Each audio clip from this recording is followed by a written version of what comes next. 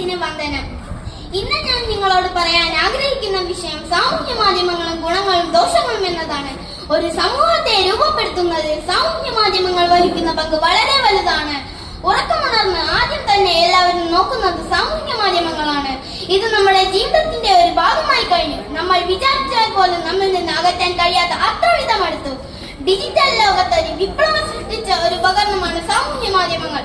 ലോകത്തിലേക്ക് വെച്ച് തന്നെ മികച്ച നെറ്റ്വർക്കിംഗ് സൈറ്റുകളും ആപ്ലിക്കേഷനുകളുമാണ് Facebook, YouTube, WhatsApp, Instagram, Facebook Messenger തുടങ്ങിയവ. ധാരാളം പേർ ഇന്ന് ഈ പ്ലാറ്റ്ഫോമുകളിൽ സജീവമാണ്.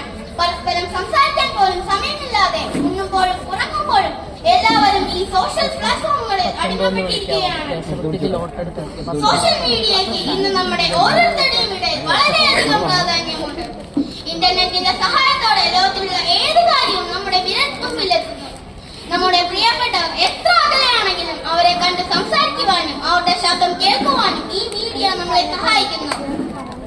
നിരീക്ഷിക്കുക, ഇടപഴകുക, സുതാര്യത പുലർത്തുക എന്നിവയാണ് സോഷ്യൽ മീഡിയയിലെ വിജയത്തിലേക്കുള്ള താക്കോൽ എന്ന് ഡാലസ് ലോറൻസ് അഭിപ്രായപ്പെട്ടത്. പകർച്ചവ്യാധികൾ നമ്മെ വീട്ടിൽ പൂട്ടിയിട്ടപ്പോഴും നമ്മളെ സമയം പോക്കിനും ലോകത്തിലുള്ള കാര്യങ്ങൾ അറിയുവാനും സാമൂഹ്യ മാധ്യമങ്ങൾ നമ്മളെ വളരെയധികം സഹായിച്ചിട്ടുണ്ട്. മാർക്കറ്റിംഗ് രംഗത്തും സാമൂഹ്യ മാധ്യമങ്ങളുടെ പ്രാധാന്യം വളരെ വലുതാണ്. കുറഞ്ഞ ചിലർ തന്നെ ലോകത്തിലുള്ള എല്ലാവരെയും എല്ലാ കാര്യങ്ങളും അറിയിക്കാൻ സാമൂഹ്യ മാധ്യമങ്ങൾ വഴി നമുക്ക് സാധിക്കുന്നു. വിദ്യാഭ്യാസം സുഗമമാക്കാനും സോഷ്യൽ മീഡിയ വഴി നമുക്ക് ഇന്ന് സാധിക്കുന്നു.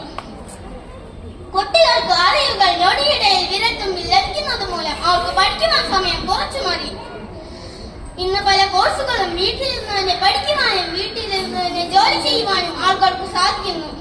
സാമൂഹ്യ മാധ്യമങ്ങളെ മാർക്കറ്റിംഗ് ഉപകരണമായി ഉപയോഗിച്ചതോടുകൂടി മാർക്കറ്റിംഗുകളുടെ ആവശ്യകത വർദ്ധിച്ചു വരുന്നു. വീഡിയോകൾ, ചിത്രങ്ങൾ എന്നിവ സൃഷ്ടിക്കാൻ അറിയാവുന്നവർക്ക് ഇതൊരു വരുമാന മാർഗം കൂടി ആകുകയും ചെയ്യുന്നു.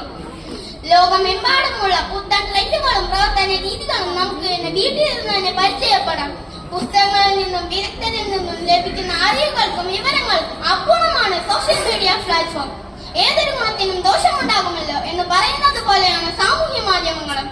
അധികമായാൽ അമൃതം വിഷം എന്ന് പറയുന്നത് പോലെയാണ് അധികമായുള്ള സാമൂഹ്യ മാധ്യമങ്ങളുടെ ഉപയോഗം. കുട്ടികളിലും വലിയവരിലും ഇത് പ്രതികൂലമായി സ്വാധീനം ചെലുത്തുന്നു.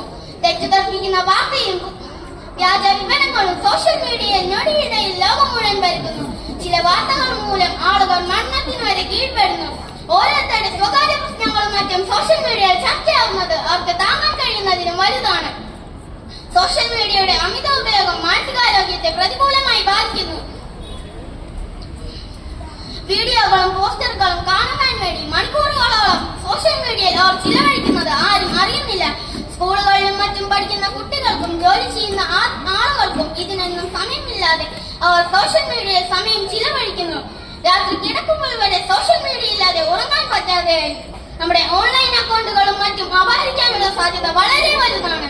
സോഷ്യൽ മീഡിയയിൽ ഓരോരുത്തരും ഉപയോഗിക്കുന്നത് കൊണ്ട് അത് വേണമെന്ന് വാശി പിടിക്കുന്ന കുട്ടികളും അത് വാങ്ങുവാൻ വേണ്ടി കഷ്ടപ്പെടുന്ന മാതാപിതാക്കളും പെട്ടുപോകുന്നത് വലിയ ഒരു അപകടത്തിലേക്കാണ്. മനുഷ്യർ തങ്ങളുടെ സാഹചര്യം മറ്റുള്ളവരുടേതുമായി താരതമ്യം ചെയ്യാൻ ശ്രമിക്കുകയും യാഥാർത്ഥ്യ ബോധ്യമില്ലാതെ മറ്റുള്ളവരുടേത് കൈവരിക്കാൻ ശ്രമിക്കുകയും ചെയ്യുന്ന നമ്മുടെ ജീവിതം തന്നെ ഇല്ലാതാക്കുമെന്നുള്ളത് ആരും ചിന്തിക്കാറില്ല. ചുരുക്കത്തിൽ പറഞ്ഞാൽ സോഷ്യൽ മീഡിയയിലും ദോഷവശങ്ങളുണ്ട്. എന്നിരുന്നാലും ശരിയായ മാർഗത്തിലൂടെ സോഷ്യൽ മീഡിയ ഉപയോഗിച്ചാൽ ഗുണങ്ങൾ ഏറെയാണ് എന്ന് പറഞ്ഞുകൊണ്ട് നിർത്തുന്നു. നന്ദി, നമസ്കാരം.